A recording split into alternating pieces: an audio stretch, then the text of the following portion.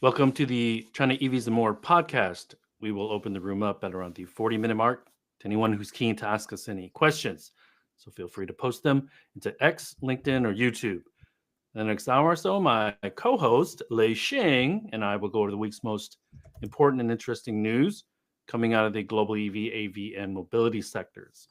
What Lei and I discuss today is based on our opinions and should not be taken as investment advice. For those that are new to the show, welcome. And to our loyal listeners and viewers, welcome back. We ask that you smash those subscribe and like buttons so you don't miss anything out from us in the future. I'm also confident that Lei and I are two of the most knowledgeable people in the world at this, so please help us get the word out to others about this podcast. My name is Tu Lee. I am the managing director at Sino Auto Insights, a global management consultancy that helps organizations bring innovative and tech-focused products and services to the transportation and mobility sectors. I run a free weekly newsletter that we pull many of our discussion topics from. You can sign up for it at sinoautoinsights.substack.com, which I encourage you all to do. Lei, can you please introduce yourself? A hongbao giving and happy Chinese or Lunar New Year of the Snake. We're officially in the year of the snake. And good morning. This is your co-host Lei Xing, former chief editor of China Auto Review. And this is episode number 196. The third day of the year. Oh man, we're rounding the corner to 200 episodes, Lei. I see that you got a haircut. I got a haircut because it's the new year. So, well, we're getting to that point where getting a haircut doesn't really matter because we're getting to that point where losing hair. I've pretty much given up hope, man. My hairline used to be down here, man. So, yeah. So the third day of the Lunar New Year, last day of January, where in a matter of hours, we probably will know for sure the 25% tariffs on Mexico and Canada and the 10% tariffs on China. We probably will know for sure today. Trump has yesterday he was hinting that this is happening tomorrow, the first day of February. which he had promised that initially, or he had threatened that initially. So depending on it's something I think a lot of people were expecting to happen. So not a surprise. So Spring Festival, China is still on holiday, and over here, I think we by the turn of the dragon, year of the dragon, and into the year of the snake, Tesla put out some autonomy stuff. I think that kind of what's the word I'm trying to use? Broke the internet with the Elon's comments and the self-driving Teslas coming out of the Fremont factory. And then fireworks. We stay on the fireworks narrative at the Spring Festival Gala, where Chinese EV, AV mobility tech were on show. So these were some of the things that we're going to talk about. GM earnings, Tesla earnings, obviously, and some data. DeepSeek taking a bunch of money out of people's pockets. Well, the entire January, 3 names that broke the internet: Xiaohongshu, or RedNote, DeepSeek, and Unitree. And they're all Chinese. Basically, the entire January. And leading up to the Spring Festival Gala, where the Unitree bots were doing the Yanga dancing. And Chinese EVs models were on there.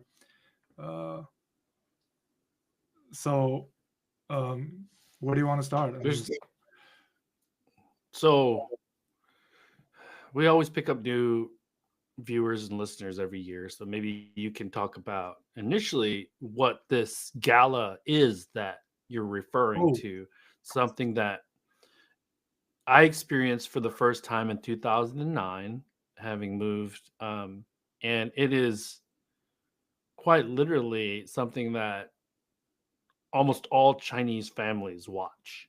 And it's hours long, hours long. And yeah, so why so don't you describe to people what it is? so I am a snake, and I believe you are a tiger. Is that correct? Tiger, that's right. Tiger. So So this is my year, and for the yep. people that understand the zodiac, the 12 zodiacs, you can guess how old I am based on knowing that I'm a snake. Uh, and for as long, uh,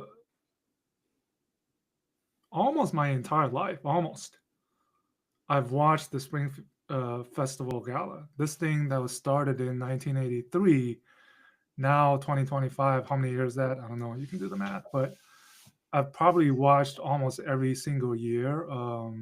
And it's a celebration once a year, a kind of a um, entertainment, I think, for billions of Chinese. And specifically this year, I think the viewership, interestingly enough, was the highest since the last year of the snake in 12 years. And the box office, movie box office, in the last 3 days was also a new record, over 4 billion RMB in box office receipts. What can we infer from that? Can we infer that people are staying in and they're not traveling, they're not spending money on other things, traveling? I don't know. I mean, it's something that I thought immediately, but it's a lot of people watch this, and for this event is a venue where brands put out marketing stuff on it. Uh, The number of eyeballs that yeah, they get in front of is bonkers. So there's probably, I think I saw a number, over 300 million watched it on the mobile devices. That's the entire population of the US. And there's 1.4 billion people in China. Not everybody watches it. And I kind of watched it in bits and pieces just because I wanted to find out who the China EV brands or models that kind of did the marketing on it. And guess let what? me Yeah, let you me can add my also take share to your data. this. So my family is Vietnamese ethnically, but we also celebrate Lunar New Year.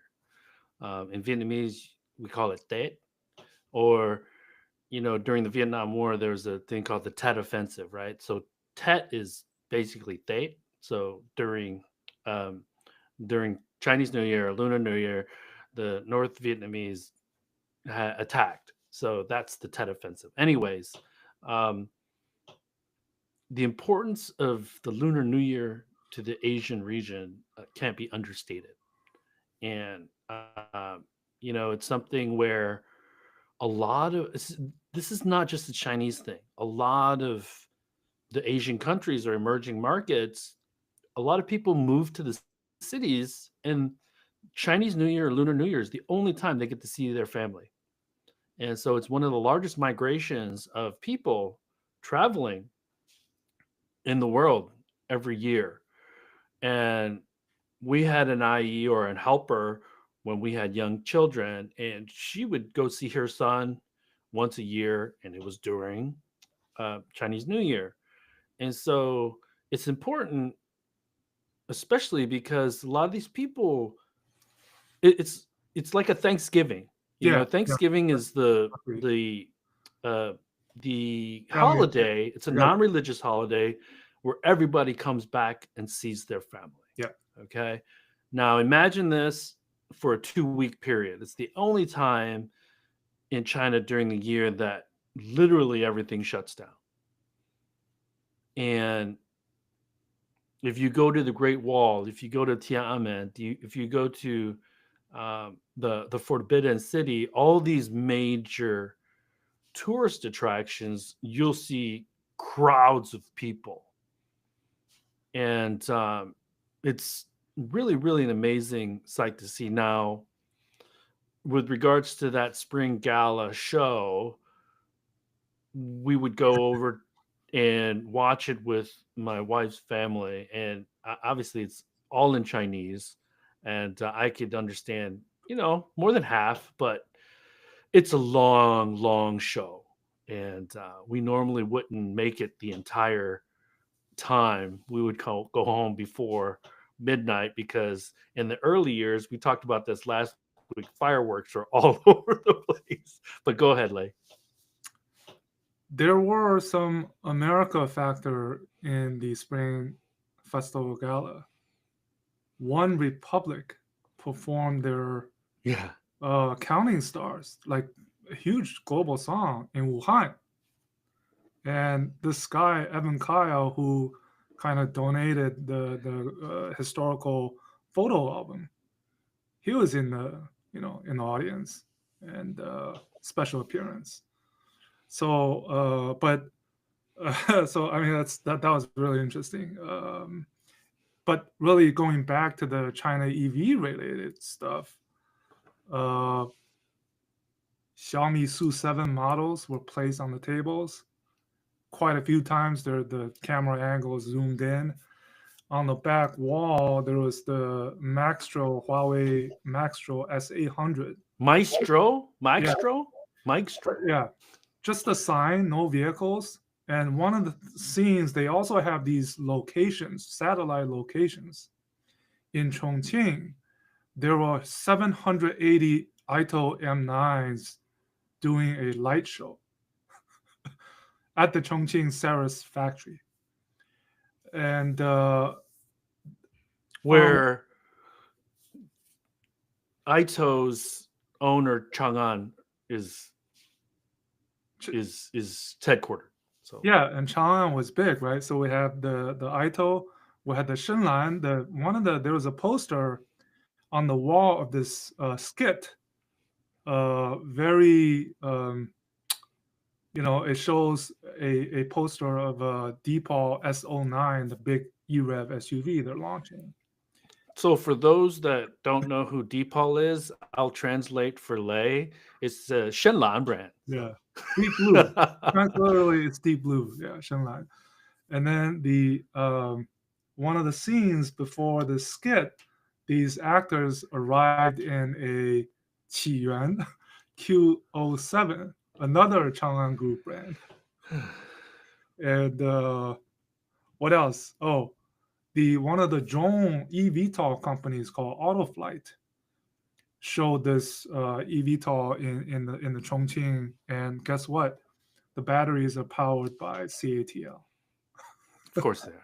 So directly or indirectly, these Chinese EV brands and models were front and center. But the biggest of them all were the Unitree H1 robots doing dancing. I think that broke the internet. And so for those that are wondering, Unitree is what Boston Dynamics is. And also the Tesla Optimus. So yeah. think of those drones and those human and robots, the dog style robots. There's also a company called Limax that is co-founded by Li Zhang, who's also a co-founder at WeRide. So I want to point back to that because we saw DeepSeek take $600 billion, effectively take $600 billion off the value of NVIDIA. and ChatGPT taking billions off of that value as well. And that's one company. Now, Yep. in the EV space, there are supposedly 150 companies.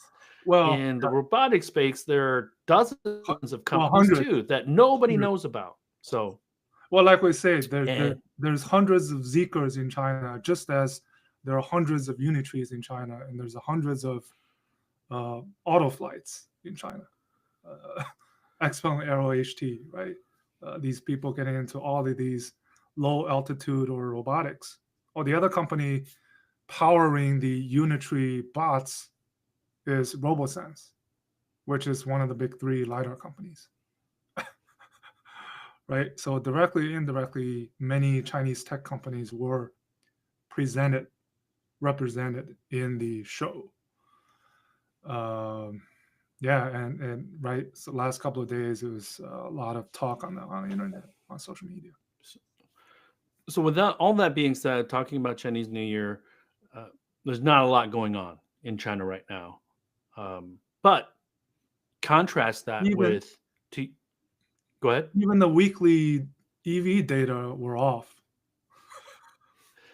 I think So last week nobody published anything on that. So. right, this is the lowest activity of the year for everything China, effectively. And contrast that with what you had said at the beginning of the show. We're looking at 25% tariffs on Canada and Mexico, likely going to be activated or threatened to be activated on February 1st. And there's been articles recently in the Detroit News and Business Insider, I think in Bloomberg. So there were 3.6 million vehicles built in Canada and Mexico in 2024. Lion's share of those were shipped to the United States Yeah, and built by the D3 or D2, however you want to call it. A disproportionate amount of that 3.6 million, 900,000 units were built by General Motors in Mexico, who has the largest manufacturing footprint in Mexico among the D3. I think, yeah, And the numbers seem to be right. So GM sold, I think, 2.7 million in the US last year, and a third of those came from Mexico and Canada. So the math works out to be right. 2.7, a third would be 900,000 units. yeah, Chapel Yeah, chopped up. And so there was an article that talked about Mary, I think it was a Wall Street Journal article or New York Times article that talked about GM having prepped for this situation and effectively looking at their North American, Canada, Mexico, United States manufacturing footprint and moving manufacturing some capacity over into the United States. And so let me give you all a little bit of background because I'm an ex-supply chain operations guy. So that means 6 months ago at least, they probably created a war room and said, okay, where are our most flexible manufacturing facilities in the United States? And where do we have the most exposure with regards to Mexico? Who are our best sellers? Well, what are our best sellers? And then they looked at the bill of materials and said, okay, if we were to move and I'm making this up, so if we were to move the terrain manufacturing from Mexico to Fairfax in Kansas City, what would the suppliers need to do? And so they create a war room, and there's the risk management teams looking at all this and trying to figure out how to optimize based on the rumors, while the lobbyists in Washington, D.C. are trying to get the seriousness level of the tariffs being enacted and how far and how deep these tariffs go. Is it just finished goods? Is it parts as well? And if that's the case, they're working with suppliers, the sourcing, the supplier quality teams. They're working with their suppliers to try to get them to move supply from manufacturing in Mexico and Canada into the United States, or they're pushing them to eat that cost. Okay. And so there had to have been over the last 4 months a lot of activity on the sourcing, supplier quality side, and the logistics. And if you move manufacturing product X from Mexico to Fairfax, there's a ramp period, there's a testing and validation period to make sure the vehicles are at or above the quality levels that you need them to be. I'm oversimplifying this because it's a complicated, really complex dance that many different departments need to work together for. So for Mary to say that during the earnings call, or in her was it during the earnings call, the shareholder, anyways, for Mary to say that, it means that they did an extensive amount of work in the background over the last few months. So Yeah, the kind of the politically correct answer, I think she said in the earnings call that they've had discussions with the Trump administration, and but yeah, also, I mean, the GM's also importing vehicles from China, or has been importing vehicles from China, the Buick Envision, right? Those type of models, Ford as well. But uh, staying on the GM earnings, Tesla earnings, so China was actually quite a big topic in whether it was in the press release or in the deck, earnings deck, and in the earnings call, because well, let's broad in, brush this really quickly. Lay gross margins down, sales down.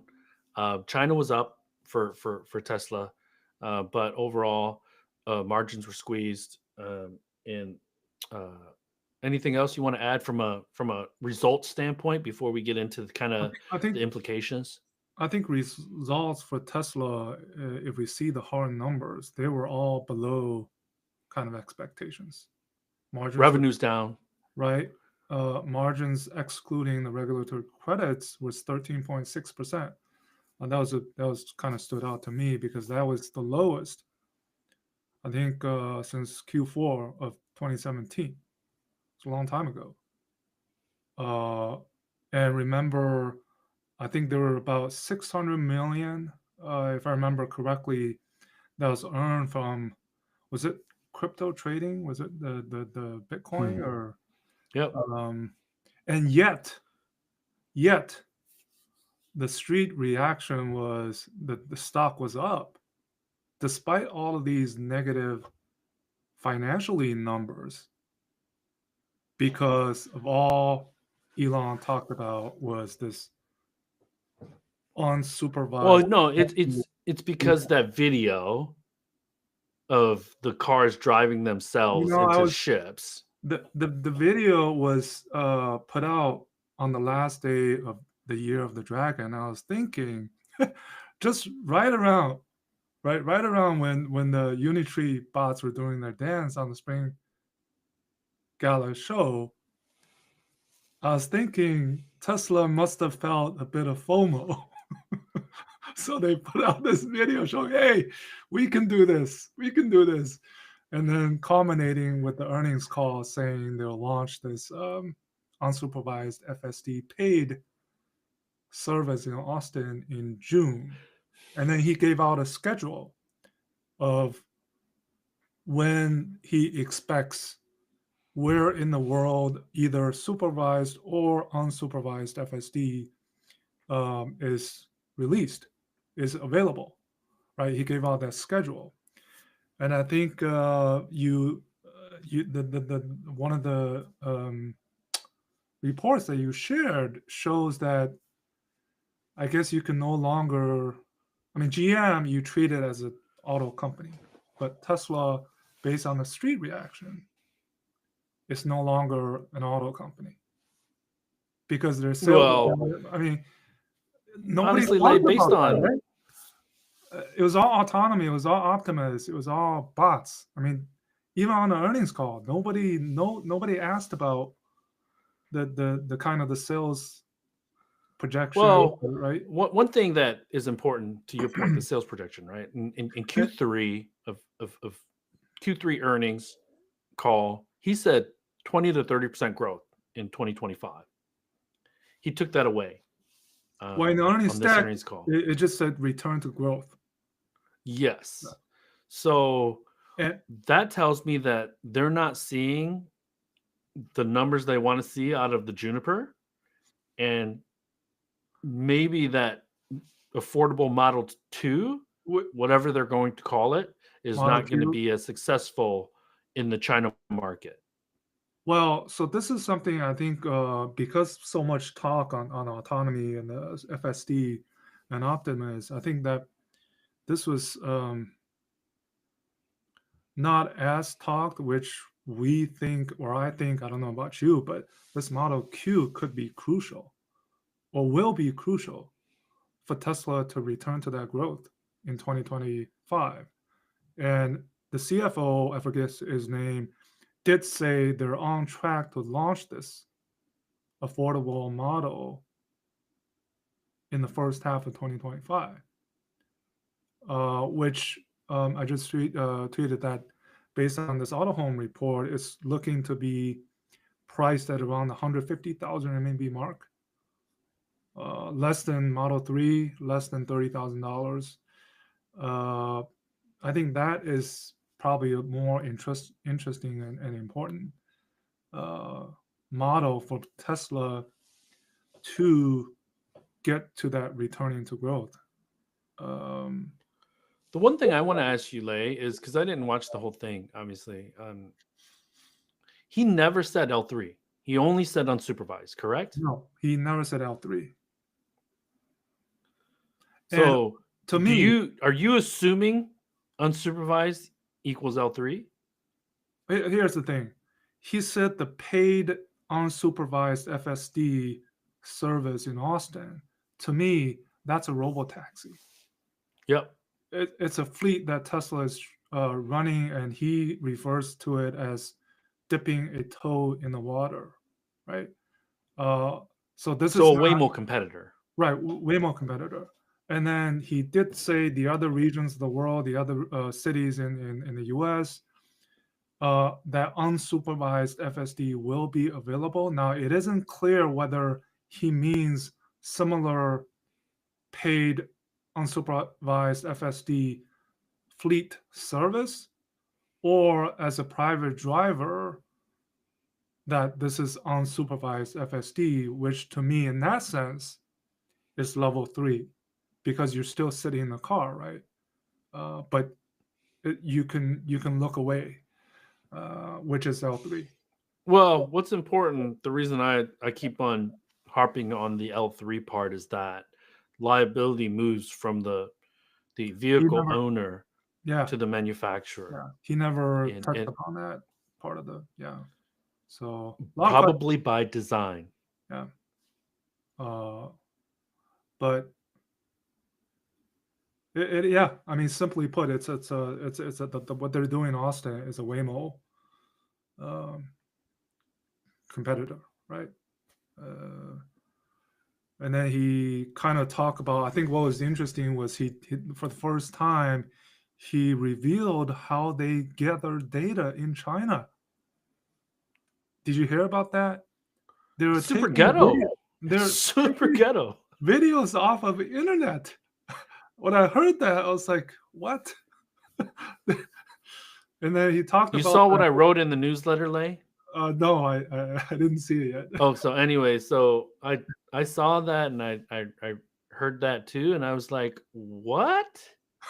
And my first thought was, okay, in Stanley Twin, they had 2 lanes, and then a year later it turned into a one-way with Yeah. no left turn. Remember where the Uniqlo store is, or uh, Taikuli. Remember Taikuli, Mhm, right? mhm. Like, and then they turn that two-way street into a one-way Yep. Bar Street. Remember Mhm. Bar Street? Yep. So the signs, um, the way on streets change in China, and I'm not saying the tier one so much because Shanghai is pretty much set. Beijing pretty much set, but some of these lower tier cities, they're still building out roads. And so if you're looking at a video that's a year old, 2 years old, 6 months old, it's not going to be accurate. And Oh man. So that's a weird thing. Weird thing. I think the people that have lived and have visited Uh, China often can appreciate what I'm saying more than, yeah, you know, because if you're looking at a video of I-75 in Michigan, okay, yeah, that doesn't change. That hasn't changed in years. But in China, that stuff changes pretty regularly. So yeah. That's. I mean, I think he was talking about. I think he was vehemently against lidar. He said, yeah, people don't shoot out lasers from their eyes. I think it was like it was so funny hearing. I mean, uh, I mean that's. And he talked about the kind of the bus lane, the BRT, bus rapid transit lanes. It's only one so of can you tell people about that, about how China works, So especially in major in the cities? at least in the major cities, and I've actually taken buses on those routes where there's special lanes. Mostly, well, it could be in the middle of the road or to the right of the road, where only buses are allowed, either full time or at certain times of the day, where a private vehicle cannot use.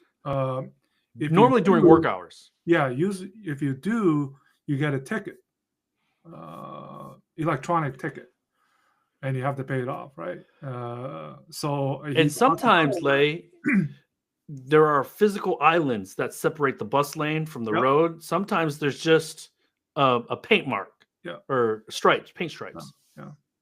So I mean, those are only one of the countless complexities on roads in China, big and small, cities, big and small, and And it, just like in the it US and Europe, state by state, city by city, there are different rules, there are different customs.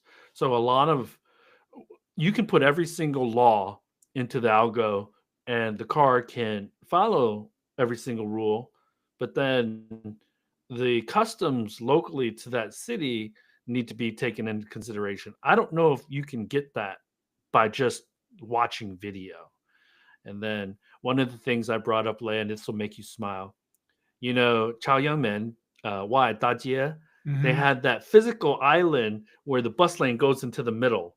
yeah, And my friend, she would always turn right and go to the middle bus lane and always got tickets yeah, because she just never thought of it. yeah. And those simple things, unless you're actually driving and seeing this, I don't know how they deal with that. So Yeah, but I guess the earnings call did confirm last episode. I expected that it's a matter of time that FSD does get approval. So it looks like Elon hinted that sometime this year they will get the FSD approval in China. But how competitively it is compared with the other NOAs available, that's a different story.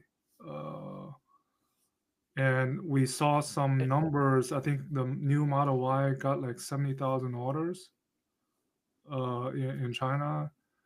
Um, so these are very fluid. I think there's both positive and negative, but I think that new affordable is pretty important because one of the numbers they showed in the earnings deck was their COGS was at the lowest point, but it was still above $35,000.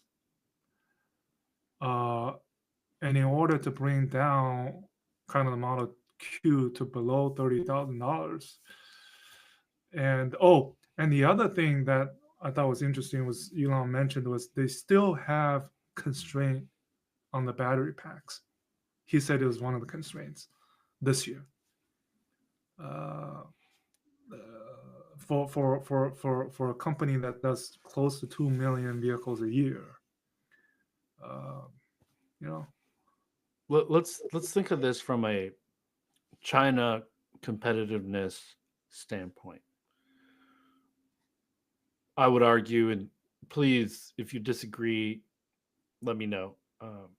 If we look at the Model 3 refresh, we look at the Model Y refresh, they're still very, very, very bare bones, and they're much more affordable in China than they are in the rest of the world.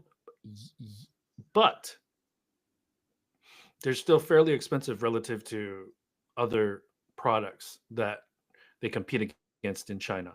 Now, if they decontent that even further to get to that 150,000 RMB price point, Lay, we're going to be talking basically a bare bones electric vehicle with nothing, because they don't have a center, they don't have a instrument panel like a lot of other vehicles do, which in and of itself is not a big deal because Li Auto stopped doing instrument panels, but they have a HUD. Okay, Mhm. so $150,000 or 150,000 RMB Tesla in the China market, that's more bare bones than the 3 or a current Y. I don't know how it competes because the SU7 is feature packed for $30,000 for $35,000. So, what do you think? Yeah, I agree. I mean, it's can they? Well, this is how I look at it. Can they have the same resiliency with what the Model Y has done? And Elon did say, for the second year in a row, the Model Y will be the best-selling vehicle of any kind in the world this year. So he has a lot of confidence on that. And Model Y has stayed strong, I think, last year in China. But for the 150,000 RMB, uh, can it do the same thing? Not so sure. Um, One other thing I want to note, Lay, is that the automotive executives in China are looking at the weekly sales numbers for Juniper, even during Chinese New Year. And once Chinese New Year ends in next week, depending on how positive those sales numbers are, is going to uh, uh, d- it's going to give them how aggressive they need to be with promotions for price reductions, because they're all going to try to make sure Juniper doesn't take sales from them.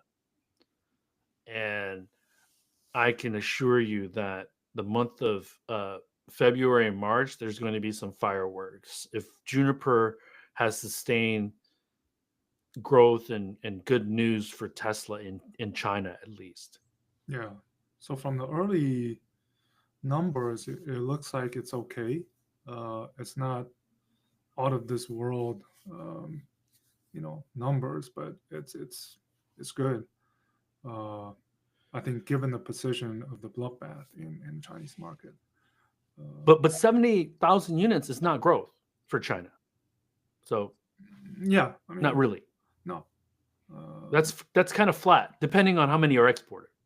yeah, But we also know that they're ramping Juniper in Europe and ramping Juniper manufacturing in everywhere. the United Yeah, States. yeah, yeah. So, assuming that most Junipers built in Shanghai are domestically consumed, then that's incremental growth. But and it confirms Elon's, yes, we're going to return to growth, whether that's 2%, whether that's 5%. It's not going to be the 20 or 30 that he had called out in a previous earnings call.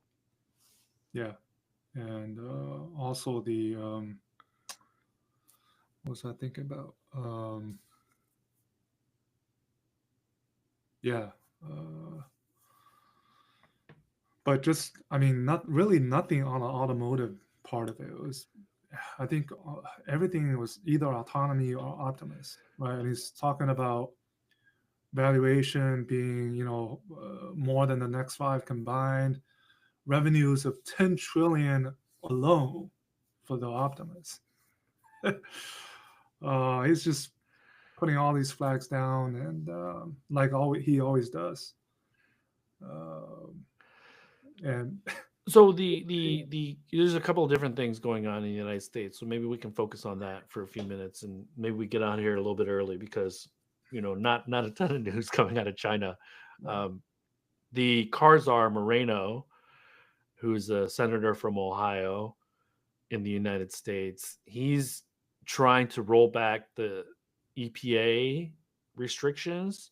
He's trying to defang California's power to uh, create their own emissions rules to sell into California. He's going to probably lean into uh, protecting the dealer lobby in the United States, all the while, and we know historically Rivian and Tesla have taken the dealer lobby to court in order to be able to sell their own vehicles as they see fit. Volkswagen Group is now, via Scout, is now in court with the dealer lobby because they want to be able to do their own thing direct to consumer. And so we could see how the passenger vehicle store in the United States changing materially. I am an outspoken advocate for that because although my purchase process for the Hyundai was fairly painless, having dealers lead your sales process is probably not the right way to go moving forward in a digital world. So, in the Well, United States. yeah, well, Hyundai and Amazon came out with that Right. online. It's available, but you still need to go through the dealerships because you still need to select the dealerships, right? Anyways, right? So dealers are involved no matter what. So that's almost an Which, extra step now. yeah, and then So I don't know. and then with respect to the kind of the potential 7,500 credit being axed, I think Elon only responded by saying sustainable transport is inevitable. He did not address that directly. So, but And he would also never admit that almost every vehicle that Tesla has sold has gotten government help. well, I mean, Whether it's in the United States, whether it's in China, it's gotten subsidies or some help. Okay. So Tesla has been one of the most subsidized EV companies, full beneficiary. stop, in the Yeah. world. Yeah, yeah. So, oh man, and then really quickly, I had a good event with Joe White, ex-journalist from Reuters in semi-retirement. He seems busier than ever. A lot of interest, especially now that the Trump administration is really starting to articulate more details on their uh, vehicle strategy in the automotive space. And the combination of 25% tariffs in Canada and taking away of the $7,500 subsidy. First of all, I don't know how easy that's going to be. I think it's going to take an act of Congress. It's not just an executive action that he can do. But if those happen, I think the tariffs he can put in place himself. But if those two things happen, we're going to see a lot of movement in the automotive space because we also have to remember that everybody builds in North America, whether you're Volvo, BMW, Mercedes, and so they're going to have to reconcile their EV pricing. How taking away 70, because Elon has said historically, we don't need that $7,500. He's lying. They need it. Okay. And I wouldn't have been able to get the Ioniq 5 without that $7,500 credit at the price that I got it at. And so, man, we're likely going to be talking about the United States or the North American market a bit more often this year, Lei, in our Chinese EVMR podcast. Yeah. Well, I mean, it's directly or indirectly related. anyhow. The one thing that I wanted to get your take on, Lei, is not sure if you saw that Reuters article where Volkswagen is rumored to be in discussions with Chinese automakers, their I, partners, to possibly take over factories in Germany. yeah, I mean, everything's on the table. I think Oliver Blume even confirmed it, that they are kind of in this discussions. So, Which seems blasphemous, and which would have remember, seemed blasphemous 5 years ago. here's an anecdote that we haven't shared. Right after we interviewed Brian Gu, the next person in line that had a meeting with him was the sales marketing head of Magna Steyr. Magna. And what does Magna Steyr do? They contract manufacture vehicles for Mercedes, Toyota, BMW, the Waymo robotaxis in Graz, Austria. They were doing Fisker. Yeah. And from my knowledge, they've been in discussions with many, many Chinese EV makers with the ambition of going into Europe. So, contract manufacturing, utilizing the current assets of German automakers in Germany or somewhere else, exporting, doing a greenfield. I think everything is on the table, right? And well, I think the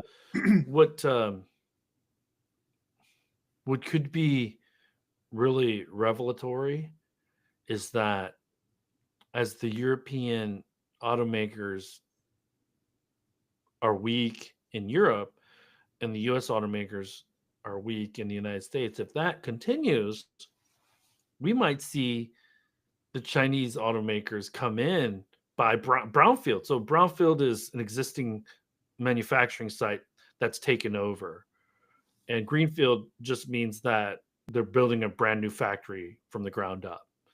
Now, this is the mindset shift that people probably aren't prepared for.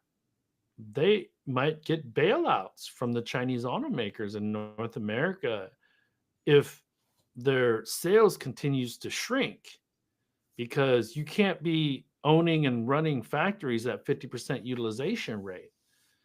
And so that's also why GM builds almost more than a third of their vehicles in Mexico, because it's cheaper. And, that tariff takes that away. But what I will be looking for after February 1st, if the tariffs get turned on, is how pricing gets adjusted, if at all, by the D3, because we know Stellantis is already in trouble because they overpriced everything and took advantage of customers during the COVID years. And they're paying the price because of fat inventory levels, at least through the end of last year. So, yeah, and then I think that EU tariff discussion of minimum pricing is still going on. There have been recently some few lawsuits filed by BMW, and I think Geely. I don't know whether Tesla did so as well, but they did too. I think so. I think so, right? To the EU Yep. Commission. And yeah, so a lot of activities in the European side of things for China EVs. Not so much here, but here is more of what the U.S.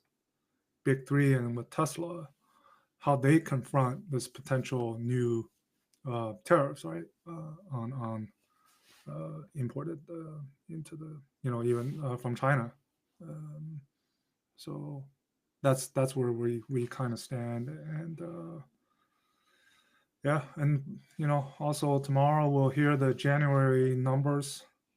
Tonight, actually, we'll be starting to hear the January sales numbers, and we can't make any conclusions from it because it's only because of the Chinese New Year, because it's only starting the year, And compared to December, obviously. I just haven't heard that much. I don't know if you're getting. I mean, obviously, most of our contacts are on vacation or mute or off. Yeah. So, and I'll be honest with you, I would normally ping them, but I want to respect their time off. We kind of not bother them. Yeah, I'm okay with that, but I think right after Chinese New Year, we're gonna see a lot of behind the scenes activity. I think you and I will see that, Lay. And yeah, And so the that's last, all I had today. yeah, well, the last thing, congrats on to Stella Lee on winning that World Oh yeah, Car Person of the Year, first lady to do it, first person from a Chinese brand to do it. And 30 years ago, she was selling magazine ads. And then 30 years later, she's the World Car Person of the Year. So, I don't know if you can really call yourself a global automotive analyst without some acknowledgement that BYD has just really, really taken the automotive world by storm, and crediting Wang Chuanfu and Stella Li yeah, in particular. so surprised Wang Chuanfu didn't get it. I mean, I think he was in the Well, running, but uh, well, she's out front more yeah, than he is, at but least in the West. internationally, and one of Yeah. their models, the BYD Seagull, is one of the top 5 in the Urban Car of the Year. So there's still a possibility that a Chinese model could win one of the World Car Awards this year. And if not this year, by the end of this decade, I'm certain a model from China has got to win this award. It's only a matter of time. I So. I don't disagree. The last thing I will say is our friend Ed Kim had posted. He's currently driving an ID Buzz, and he posted on LinkedIn yesterday that the second row does not have any cup holders. This is an American thing, or is it a global thing? Well, it's definitely an American thing, but he's driving it in California, and it's supposed to be a family vehicle, and so that seems like a major, major, major design oversight. Whether it's cost cutting, whether it's by design, I don't know, but as you and I know, cup holders, most automakers OD their vehicles OD Well, on I cup think, holders. yeah, I think even in China, the Chinese EV makers, they make a effort to market vehicles with not cup holders, but with what they call as Refrigerators. well, refrigerator is one thing, but these locations where you can put things in, including cup holders. I think they could make a big effort on having that. Yeah. And then speaking of BYD, the last thing I'll share is I did some digging of the top global automakers by sales in 2024.